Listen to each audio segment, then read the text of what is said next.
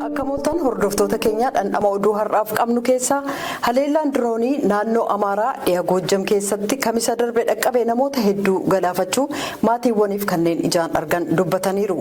Bulchaan naannoo sana aanaa Newa Demmeqee akka jedhanitti siivilota irratti akka hin fuulleeffanne VOA'tti himaniiru.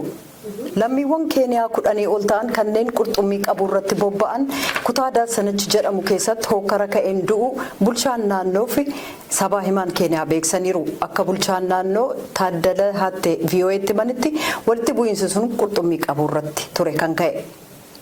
Gareen dargaggootaa dugdee magaalaa Sidaamaatti argaman kanneen dhakaa qaruu irratti bobba'an dhakaa qaruudhaan siidaa awwaalcharraa akkasumas naannoo manaatti kan naanna'u dhakaadharraa hojjechuu isaanii Yoonaataan Zabdiyoos gabaaseera. Ganda kana keessatti namoonni baay'een dhagaa lafa keessaa baasanii ogummaa muuxannoon argataniin bocanii fayyadamuu tajaajila adda addaatiif kanneen barbaadanitti gurguru. Manneen ofii isaaniis isuma kanarraa ijaarratu.